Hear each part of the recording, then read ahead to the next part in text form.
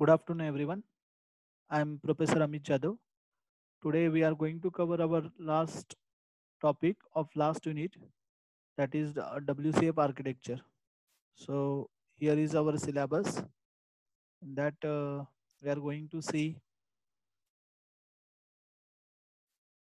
WCF architecture, WCF and .NET framework, client profile, basic WCF programming, WCF feature details, and web service QoS.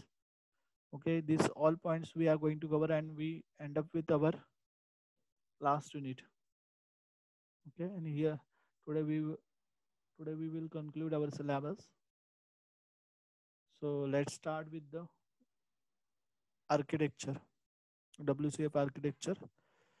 So WCF architecture is the layer architecture that offers sample support for developing the various distributed application. The architecture is explained below in detail. So this is nothing but the .NET architecture. In that we find the WCF architecture. So it's below the application layer, and this is the WCF architecture. In that we find the different layers like contracts, service runtime, then messaging, and last one is the activation and hosting. So these are the most important four layers of WCF architecture. So let's see one by one the different components that we are that use in a WCF architecture. So contracts, first point is, and first layer is the contracts. The contract layer is just next to the application layer, and the contents information similar that the real world contract that specifies the operation of the service and the kind accessible information it will take. Contract are basically of four types. So contracts is nothing but the contract between the service and clients. So there are different types of contracts are available. First one is the data contract, second one is the message contract, third one is the service contract, and last one is the policy and binding. So these all are the types of contracts, and it's same like a real time contracts. So let's see one by one. First one is the service contract. These contracts provide information to the client as well as the to the outer world about the offering of the endpoints and the protocols to be used in the communication process. So in this contract, the WCF informs what are the services they are going to provide in their WCF, and what are the different protocols that they are using for the communication. So this is the one of the important contract.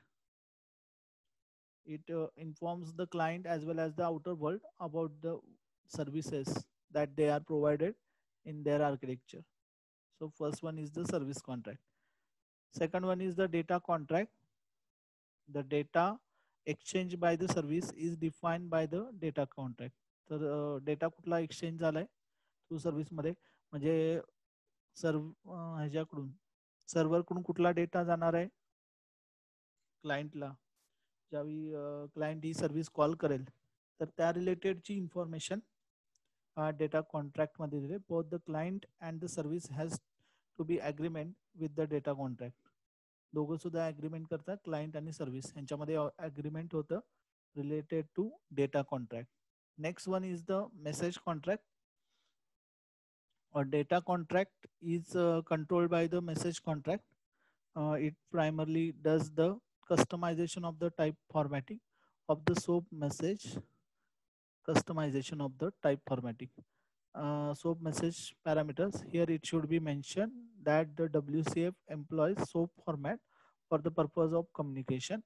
SOAP stands for OK, that we know.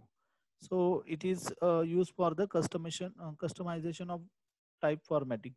So the different type format we use XML or JSON, the different type format, or the simple text also we use. So for that type customization, we do the message contracts, and for that we use SOAP protocol, that is the simple object access protocol. Next one is the policy and binding. contract, there are certain preconditions for the communication with the service, and such conditions are defined by the policy and binding contract. A client needs to follow the contract. तर policy आणि binding contract मध्ये काय तर काही pre conditions म्हणजे communication व्हायच्या आधी म्हणजे डेटा ट्रान्सफर व्हायच्या आधी किंवा डेटा रिसीव्ह करण्याच्या आधी त्या कम्युनिकेशनचे काही कंडिशन्स डिफाईन केलेले असतात. तर त्या सर्व पॉलिसी अँड बाइंडिंग मध्ये ॲज अ ॲग्रीमेंट म्हणून केल्या जातात आणि त्या ॲग्रीमेंट प्रमाणे क्लायंटला त्या सगळ्या कंडिशन्स फॉलो करायला लागतात.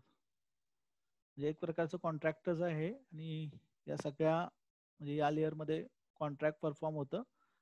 वेगवेगळ्या टाईपमधलं contract like data contract, message contract, service contract and last one आत्ता बघितलं आपण पॉलिसी आणि बाइंडिंग कॉन्ट्रॅक्ट. आता कॉन्ट्रॅक्ट नंतर नेक्स्ट लेअर आहे service run time. Throttling behaviour त्यामध्ये बघा काय काय throttling behaviour, error behaviour, metadata behaviour, instance behavior, message behavior, transaction behavior, dispatch behavior, concurrency behavior आणि पॅरामीटर फिल्टरिंग हे सगळे त्यामधले कंपोनेंट्स आहेत सर्व्हिस रन टाइम मधले. तर वन बाय वन बघूया आपण. सर्व्हिस रन टाइम मध्ये काय आहे. Service run time layer is just below the contract layer. It specify the various services service behaviours that occur during the run time. Run time म्हणजे ज्यावेळी actual service execute होत असते त्यावेळी there are many types of the behaviours that can undergo configuration and come under the service run time. आता हे सगळे जे काही आहे ते रन टाइम कॉन्फिगर होतात. म्हणजे थ्रोटिंग बिहेवियर असेल, एरर बिहेवियर असेल, मेटाडेटा बिहेवियर असेल, तर ज्यावेळी सर्व्हिस एक्झिक्यूट होती त्यावेळी हे सगळे बिहेवियर रन टाइम एक्झिक्यूट होतात. आता त्यातलं थ्रोटलिंग बिहेवियर काय करतं, manage the numbers of message process. आता थ्रोटलिंग बिहेवियर काय परफॉर्म करतं तर रन टाइम तो जेवढे काही मेसेज प्रोसेस करायचे आहेत तेवढे त्याचे नंबर मॅनेज करतो. Error behaviour defines the result of any internal service और एरर ऑकरन्स. तर जर सर्व्हिसमध्ये काही एरर जनरेट झालाय, समजा क्लायंटचं ऑथेंटिकेशन होत नाहीये किंवा सर्व्हरचं ऑथेंटिकेशन होत नाही, डेटा कम्युनिकेशन करेक्टली होत नाही, तर त्यासाठी एरर बिहेवियरिंग काय करतं, ज्यावेळी सर्व्हिस एक्झिक्यूट होते त्यावेळी सगळे एरर हँडल करतं आणि त्याचा रिझल्ट डिस्प्ले करतं. Metadata behaviour specify the availability of metadata to the outside world. Metadata कुठला यूज केलाय आपण तर ते शो केलं जातं. Next one is the instance behaviour. Defines the number of instance that need to be created to make them available for the client. Instance कुठले कुठले create करायचे आहेत की ज्यामुळे क्लायंटला सर्व्हिस इझिली ऍक्सेस होईल, तर ते डिफाईन केले जातात. That is the instance behaviour. आणि सगळं रन टाइम होतं म्हणून हे सगळं run time service run time layer मध्ये. Next one is the transaction behaviour. Enables a change in transaction state in case of any failure. काही फेल्युअर झाल्यानंतर समजा कुठली स्टेट जर चेंज होत असेल तर ते ट्रान्झॅक्शन बिहेवियर मध्ये. Dispatch behaviour controls the way by which the message gets processed by the infrastructure of WCF. Message कसा प्रोसेस होतोय WCF इन्फ्रास्ट्रक्चर थ्रू, तर ते dispatch behaviour run time handle करतं. Concurrency behaviour controls the functions that run the parallel during the run parallel during a client server communication. जे काही functions आहेत ते पॅरलरी execute होतात तर ते कंट्रोल केले जातात कॉन्करन्सी बिहेवियर मध्ये. Next one is the parameter filtering. यामध्ये features the process of the validation of the parameter to a method before it get invokes. ज्या काही मेथड्स यूज केल्या तर त्यांचं व्हॅलिडेशन करण्याची प्रोसेस ही रन टाइम होते ती पॅरामीटर फिल्टरिंग मध्ये. तर हा सेकंड लेअर आहे. ह्याच्यामध्ये हे सगळे कंपोनंट इम्पॉर्टंट आहेत आणि त्यांचं वर्क आणि फंक्शनॅलिटी आपण बघितली. नेक्स्ट लेअर आहे मेसेजिंग. आता यामध्ये बघा WS सिक्युरिटी चॅनल आहे, WS रिलायबल मेसेजिंग चॅनल आहे, एन्कोडर्स आहेत म्हणजे बायनरी मध्ये कन्वर्ट करतील, तर MTO मध्ये करतील, टेक्स्ट आणि XML मध्ये करतील. HTTP चॅनल आहे, TCP चॅनल आहे, त्यानंतर ट्रान्झॅक्शन फ्लो चॅनल आहे, नेम पाईप चॅनल आणि MSMQ. त्यानंतर बघूया आपण one by one messaging layer. तर यामध्ये this layer composed of the several channels mainly deals with the message content to the communication between two endpoints. A set of channels form the channel stack and the two major types of the channel that comprise the channel stack the following ones. आता जे काही service मधले channels आपण जे काही use करतो ते सगळे या लेअरला डिफाईन केले. आता त्यामध्ये बघा पहिला आहे ट्रान्सपोर्ट चॅनल आणि दुसरा आहे प्रोटोकॉल चॅनल्स. आता हे चॅनल्स आहेत, these channels are present at the bottom of the stack and accountable by sending and receiving messaging using the transport protocol like HTTP, TCP, peer-to-peer, name, pipe and MSMQ. आता हे सगळे जे आहेत ते last लेअरला असतात आणि हे काय करतात की किती मेसेज सेंड झाले त्याचं अकाउंट ठेवतात आणि किती रिसीव्ह मेसेज झाले त्याचं आणि त्यासाठी कुठले प्रोटोकॉल्स यूज केले. नेक्स्ट आहे protocol channel present at the top of the stack. हे असतात बॉटमला आणि हे असतात टॉपला. Are also known as the layer channel and implement wire level protocols by modifying the message. आता यामध्ये बघा वायर लेवल प्रोटोकॉल्स यूज केले जातात या लेअर चॅनलमध्ये. ओके, नेक्स्ट लेअर आहे, हे सगळे चॅनलचीच नेम आहेत जे ट्रान्सपोर्ट करण्यासाठी as well as transport channel आणि प्रोटोकॉल चॅनल्स म्हणून यूज केले जातात. हे दोन टाईपमध्ये डिवाइड केले गेलेत. नेक्स्ट वन आहे activation and hosting. The last layer of the WCF architecture is the place where the services are actually hosted or can be executed for the easy access by the client. This is done by the various mechanism discussed in below brief. तर activation and hosting म्हणजे service actually क्लायंटला available करून द्यायची.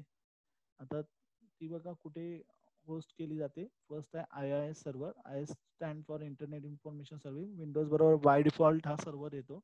It offers the myriad of advantages using HTTP protocol by the service. Here it is not required to have host code for the activation the service code. Instead the service code gets activated automatically. तर यामध्ये जेव्हा आपण server install करतो तर त्याच वेळी त्याचा ॲक्टिवेशनचा code automatically execute होतो. त्यासाठी कुठलाही बाकी म्हणजे कोड वगैरे राईट करायची गरज नाही आहे. नेक्स्ट आहे Windows activation service. This is the popular non as the WAS and comes with IIS 7.0. Both the HTTP and non-HTTP based communication is possible here by TCP or the name pipe protocols. तर हा along with IIS server आता नवीन version जे आले 7.0 तर त्याच्याबरोबर हा WAS म्हणजे Windows activation service येते. तर ते HTTP as well as TCP protocol through communication करता येतं. Next is self-hosting. This mechanism by which the WCF service gets self-hosted as a console application. Self-hosted पण केलं करता येतं. आपल्या मशीनवरच आपण क्लायंट आणि सर्व्हिस सर्व्हर म्हणून यूज करू शकतो. This mechanism offer amazing flexibility in the terms of choosing the desired protocol and setting the addressable scheme. Self hosting असल्यामुळं आपण आपल्याला हवा तो प्रोटोकॉल आणि त्यासाठी म्हणजे स्वतःची ॲड्रेसिंग स्कीम आपण यूज करू शकतो. जो प्रोटोकॉल आपल्याला मेसेज ट्रान्सफरिंगसाठी यूज करायचा आहे तर तो आपण स्वतः चूज करू शकतो. That is the self hosting. Next आहे Windows service.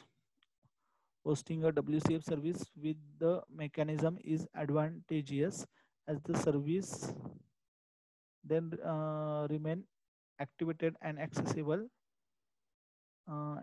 to the client due to no runtime activation. तर विंडोज सर्व्हिस ही एक मेकॅनिझम आहे जे पण आपल्याला म्हणजे आपल्या सर्व्हिससाठी ॲप्लिकेबल आहे आणि that is activated and accessible to the client due to the runtime activation. म्हणजे ज्यावेळी आपण ही सर्व्हिस यूज करतो त्यावेळी ती सर्व्हिस रन टाईम ॲप्लिकेबल होते. म्हणजे जसं आपण ती सर्व्हिस कॉल म्हणजे क्लायंट सर्व्हिस ती कॉल करतो त्यावेळी ती डिरेक्टली ॲक्टिवेट होते. नेक्स्ट पॉईंट आहे WCF and .NET framework client profile.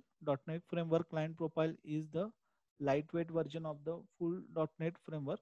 आता हे WCF जे आहे ते .NET फ्रेमवर्कमध्ये 3.0 वर्जन पासून इंट्रोड्यूस झालं आणि not all the Windows communication foundation म्हणजे WCF is supported by the client framework. This enables faster deployment and smaller install packages for the application that target .NET Framework 4 client profile. तर ज्या मशीनवर 4.0 आणि त्यानंतरचे next version आहे तर तिथं by default WCF येतं. पॅकेज लाईट वेटेड आहे आणि त्यामध्ये मेसेज ट्रान्समिशन आपल्याला करता येतं डिफरंट नेटवर्कमध्ये. WCF feature is supported by the .NET Framework client profile. The following Windows Communication Foundation feature. आता त्यांनी features कुठले प्रोव्हाइड केले? All of WCF is supported except card space and web hosting. बाकी सगळे फीचर्स सपोर्ट करतात, फक्त card space आणि web hosting सोडून. Remoting TCP IP channels are supported. TCP IP channels पण सपोर्ट केले जातात आणि .ASMX म्हणजे वेब सर्व्हिसचे जे काही एक्सटेन्शन आहे जे .NET मध्ये आपण वेब सर्व्हिसेस जनरेट करतो त्या फाईलचं एक्सटेन्शन असतं that is not supported by the WCF. Okay, आता नेक्स्ट पॉइंट आहे बेसिक WCF प्रोग्रामिंग. ह्याचं प्रॅक्टिकल आपण बघितलंय, फक्त त्याच्या आता स्टेप्स इथं आपल्याला थेरीला राईट करायच्यात. पहिली स्टेप्स आहे create one WCF application in visual studio. मग त्यासाठी आपण काय केलं बघा, तुम्हाला आठवत असेल तर आपण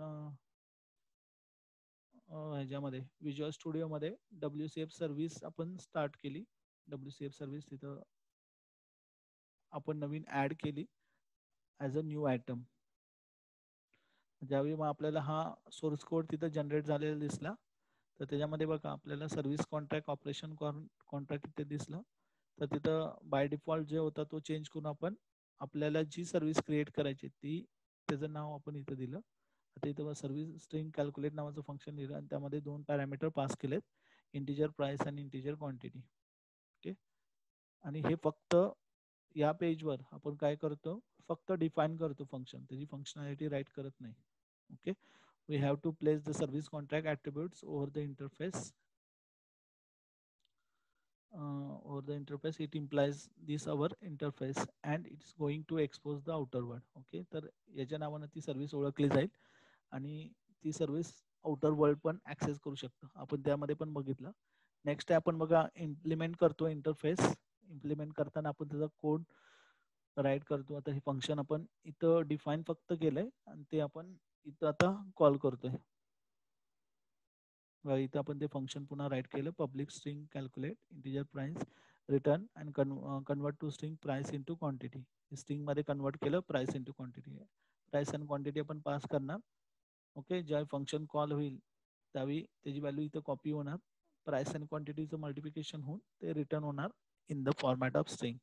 नंतर ही जनरेट झाल्यानंतर आपण काय करतो, रेफरन्सेस म्हणजे इथं ते रन करतो. रन केल्यानंतर आपल्याला अशा पद्धतीनं ती आउटपुट जनरेट होतं आपलं आणि ही WSDL फाईल जनरेट होते.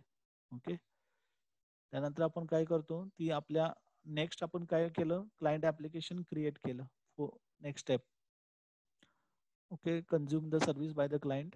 नेक्स्ट आपल्याला काय, ही सर्व्हिस क्रिएट केली आपण, आता ती आपल्या प्रोग्राममध्ये कन्झ्युम करायची आपल्याला. तर त्यासाठी काय करतो आपण, रेफरन्स म्हणून फर्स्ट ऍड करतो. मग ती आपण जी काय WSDL ची URL ती इथं कॉपी पेस्ट करतो, गो वर क्लिक करतो. मग ती आपल्याला सोल्युशन एक्सप्लोअर मध्ये ॲज अ सर्व्हिस म्हणून ऍड झालेली दिसेल, रेफरन्सेस म्हणून ऍड झालेली दिसेल. त्यानंतर आपल्याला काय करायचं, इथं फक्त ती सर्व्हिस कॉल करायची. म्हणून इथं मी काय केलं, इथं बघा आपला प्रोग्राम मेन मेथडमध्ये त्या प्राइस कॅल्क्युलेटरचा कॅल्क्युलेटरमध्ये कॅल्क्युलेटर क्लायंट मेथड त्याचा ऑब्जेक्ट क्रिएट केला आणि त्या ऑब्जेक्ट थ्रू आपण ती कॅल्क्युलेट मेथड काय केली, कॉल केली. त्याला 2 पॅरामीटर पाठवले, एक प्राइस आणि दुसरी क्वांटिटी, हे दोन्ही पास केले आणि त्याचा रिझल्ट जो आहे तो इथं रिटर्न होईल. आणि मग आपल्याला ते ऍप्लिकेशन रन केल्यावर आपल्याला कन्सोल ऍप्लिकेशन रन केलं, आउटपुट आपल्याला इथे दिसलं 1000. तर या बेसिक स्टेप्स आहेत, या स्टेप्स आपल्याला एक्झामला राईट करायच्या. ओके, त्यानंतर नेक्स्ट आहे पॉईंट आणि लास्ट पॉईंट आहे web service QoS, that is quality of service. The major requirements for the QoS in the web services are. म्हणजे आपल्याला कुठल्याही वेब सर्व्हिसची आपण क्वालिटी कशी डिसाईड करणार, तर त्यामध्ये हे ॲट्रिब्यूट्स पाहिजेत. त्यामध्ये बघा फर्स्ट आहे availability. Availability is the quality aspects whether the web service is presented or ready for immediate use. आता जर म्हणजे वेब सर्व्हिस आपण प्रोव्हाइड करतोय किंवा WCF आपण सर्व्हिस प्रोव्हाइड करतोय तर ती आपल्याला इझिली म्हणजे ज्या क्लायंटला ते इझिली अवेलेबल व्हायला पाहिजे. Availability represent the probability that the service is available.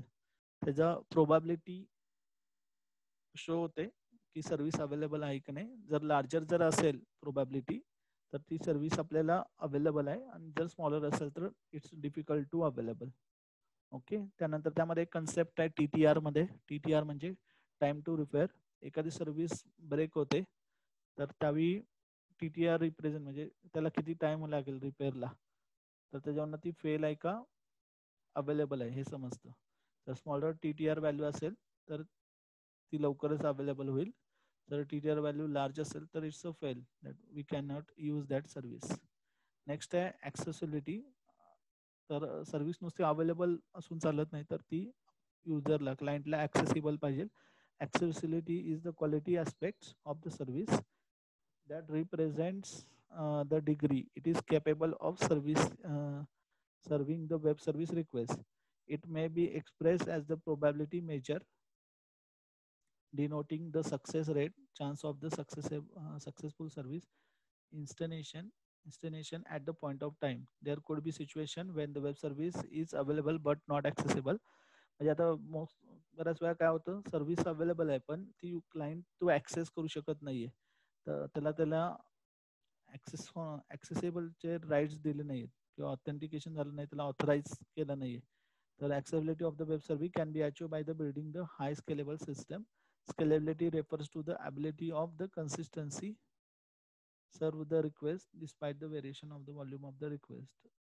तर ऍक्सेसिबिलिटी नंतर आहे इंटिग्रिटी. आता ऍक्सेसिबिलिटी मध्ये आणखीन काय सांगितले बघा, की हाय ऍक्सेसिबिलिटी असेल तर त्यामधले फीचर्स हे क्लायंटला यूज करता येतात.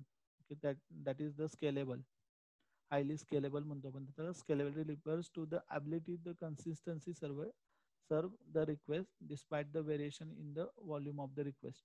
म्हणजे जरी रिक्वेस्टमध्ये चेंजेस झाले तरी ती कन्सिस्टन्सली सर्व्हिस प्रोव्हाइड केली जाते. नेक्स्ट आहे integrity. Integrity is the quality aspects how much the web service maintains the correctness. म्हणजे आपली वेब सर्व्हिस आहे ती करेक्टनेस किती मेंटेन करते, that is the integrity.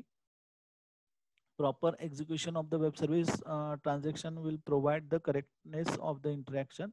A transaction refers to the sequence of the activities to be treated as a single unit of the work. All the activities have been completed to make the transaction successful. When the transaction does not complete, all the changes made are rollback. आता integrity म्हणजे आपली web service आहे जे correct result देते का, तर त्यामधल्या सगळ्या ऍक्टिव्हिटीज परफॉर्म होतात का. जर त्यातल्या म्हणजे काही ऍक्टिव्हिटीज परफॉर्म नाही झाल्या तर जे काही चेंजेस केलेत ते काय करायला लागतात, रोल बॅक करायला लागतात. Next one is the performance. Performance is the quality aspects of the web service which is measured in the term of throughput and latency. Higher throughput and lower latency values represent the good performance of the service. Throughput represent the number of web service requests served at the given time of frame, and latency is the round trip time between the sending request and receiving the response. तर performance कसा major केला जातो, तर दोन ह्याच्यावरून, की throughput आणि लॅटन्सी मध्ये. तर थ्रूपुट म्हणजे काय, तर आपण किती सर्व्हिसेस क्लायंटला प्रोव्हाइड केलाय ते मेजर केलं जातं, तर त्याला आपण थ्रूपुट म्हणतो. आणि सेकंड आहे लॅटन्सी. लॅटन्सी म्हणजे त्याला किती राऊंड ट्रिप मारायला लागला, म्हणजे क्लायंटला किती वेळा रिक्वेस्ट करायला लागली. मग जेवढा थ्रूपुट ची व्हॅल्यू जास्त आणि लॅटन्सीची व्हॅल्यू कमी, याचा अर्थ काय झाला, परफॉर्मन्स बेस्ट आहे. आणि जर थ्रूपुट कमी आहे आणि लॅटन्सी जर जास्त असेल तर परफॉर्मन्स पुअर आहे. मग जर म्हणजे आपण सर्व्हिसेस कमी प्रोव्हाइड केल्या आणि त्यासाठी क्लायंटला प्रत्येक वेळी रिक्वेस्ट करायला लागते ही सर्व्हिस प्रोव्हाइड करा म्हणून, तर त्याचा परफॉर्मन्स पुअर आहे. मग अशी कोणी सर्व्हिस यूज करणार नाही. Right. Next one is the reliability. Reliability is the quality aspects of the web service that represent the degree of being capable of maintaining the service and service quality. The number of failures per month or years represents the measure of reliability of the web service. आता बघा, reliability म्हणजे आपल्याला जी काही web service आपण use करतोय त्यांनी आपल्याला result जो द्यायचा तो करेक्ट आपल्याला दिला पाहिजे. म्हणजे आता एक्झाम्पल आपण ह्याचं बघितलं की आपण सपोज जर प्लेन बुक करतोय तर त्यावेळी पर्टिक्युलर टाइमला तेवढ्या प्लेनमध्ये तेवढ्या सीट अवेलेबल पाहिजेत आणि आपली जी काही सीट आपण बुक करतोय ती सीट वॅकंट पाहिजे, नाहीतर दुसऱ्या कोणीतरी एकाच सीटसाठी 2 तिकीट जनरेट व्हायला नको. तर असे जर म्हणजे जर जर झालं, समजा जर फेल्युअर गेला तर तो म्हणजे बिझनेस पूर्ण लॉसमध्ये जाईल. ओके, त्यामुळे जी काही सर्व्हिस आपण प्रोव्हाइड करतोय that must be reliable. In another sense, reliability refers as the assure the order delivery for the message being sent and received by the service requester and service providers. म्हणजे आता आपण suppose जर message ची service provide म्हणजे service हे देतोय तर त्या क्लायंटला पण तो मेसेज करेक्टली पोहोचला पाहिजे आणि त्याचबरोबर जो कोणी सर्व्हिस प्रोव्हायडर आहे तर त्याला पण तो मेसेज पोहोचला पाहिजे correctly. That is the reliability. Next आहे regularity. Regularity is the quality aspects of the web service in the conformance with the rules, the law, compliance with the standard, and establish the service legal agreement. Web service use the lot of standards such as SOAP, UDDI, and WCL. Strict adherence to the correct version of standard. For example, SOAP version 1.2 by the service provide necessary for the proper invocation and web service requester. आता ज्या काही आपण web सर्व्हिसमध्ये protocols वगैरे use करतोय तर त्यांनी standard maintain केलं पाहिजे आणि जे काही ॲग्रीमेंट आहे तर ते ॲग्रीमेंट सुद्धा फॉलो केलं पाहिजे. त्यासाठी जे काही रूल्स असतील, लॉज असतील डिफाईन केले असतील ते क्लायंट ॲज वेल एज सर्व्हरनी किंवा सर्व्हिसेसनी ते फॉलो केले पाहिजे. आणि नेक्स्ट वन आहे security. Security is the quality aspects of the web service by providing the confidentiality and the non-repudiation by the authenticate parties involved, encrypting message and providing access control. Security has added importance because the web service invocation occurs over the public internet. The service provided can have the different approaches and levels of providing security depending on the service requirement. आता web सर्व्हिसमध्ये किंवा जेव्हा आपण message वगैरे transmit करतो तर त्यामध्ये security खूप महत्त्वाची आहे. जर जो काही डेटा जातोय तो कुणीही, कारण की तो इंटरनेट थ्रू डेटा जातोय आणि तो पब्लिक आहे तर मे बी हॅकरमध्ये कुठे हॅक करू शकतो. तर ती सिक्युरिटी ब्रेक होता कामा नये त्या सर्व्हिसची. ही एक इम्पॉर्टंट क्वालिटी आहे. QoS म्हणजे क्वालिटी ऑफ सर्व्हिस. तर या सगळ्या वेब सर्व्हिसच्या क्वालिटी आपल्याला दिल्या आहेत. म्हणजे हे सगळे फीचर्स तुमच्या सर्व्हिसमध्ये पाहिजेत. इथं आपला सिलेबस सगळा झालेला आहे, कंप्लीट झालेला आहे. नेक्स्ट लेक्चर पासून आपले रिवाइज लेक्चर चालू होतील, म्हणजे मे बी वेडनेसडे पासून. ओके, तर तुम्हाला काही डाऊट्स असतील तर विचारा. तुम्हाला ह्याच्या नोट्स आपण प्रोव्हाइड करू. नोट्स आहेत आपल्या ह्याच्यामध्ये, सगळे क्वेश्चन वाईज नोट्स आहेत, युनिट वाईज, तर त्या तुम्हाला प्रोव्हाइड करू. तुम्हाला काही डाऊट असेल तर विचारा. आणि जेव्हा मी तुम्हाला नोट्स प्रोव्हाइड करू तर त्यावेळी ते as a question answer type आपल्याला असाइनमेंट म्हणून राईट करायचे. ठीक आहे, तर नोट्स पण एकदा बघून घ्या.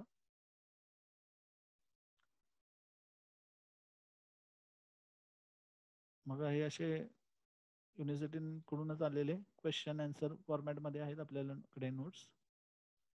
त्यामध्ये बघा प्रत्येक युनिट वाईज आहेत, त्याला पण मी तसं कलरिंग पण केलं आहे. म्हणजे पहिल्या युनिटमधले हे सगळे ॲज अ नोट्स म्हणून तुम्ही यूज करू शकताय.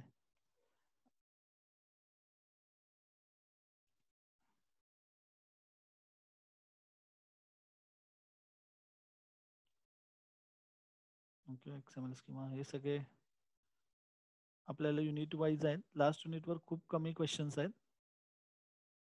त्यामुळे ते तेवढंच परफेक्ट केलं तर आपल्याला क्वेश्चन नंबर 4ला खूप इझी होईल. ओके, या सगळ्या नोट्स अवेलेबल आहेत. आणि त्याचबरोबर आपल्याला पॉईंट वाईज जर नोट्स हव्या असतील, म्हणजे क्वेश्चन आन्सरमध्ये नको आहेत, सगळे पॉईंट वाईज जर पाहिजे असतील तर त्या पण नोट्स आपल्याकडे अवेलेबल आहेत. त्या तुम्हाला प्रोव्हाइड करतील. फक्त मला त्यातले पॉईंट्स जे आहेत क्वेश्चन आन्सर्स, त्यातले काही आपण क्वेश्चन आन्सर तुम्हाला असाइनमेंट म्हणून देणार आहोत, तर ते आत्ताच तुम्ही राईट करायला सुरुवात केली तरी चालेल. ओके, ज्यावेळी तुम्हाला प्रोव्हाइड करेन त्यावेळी. ओके, काही डाऊट असेल तर तुम्ही व्हॉट्सअप नंबरवर कॉन्टॅक्ट करू शकता. इथं आपण सेशन एंड करू. Thank you for watching.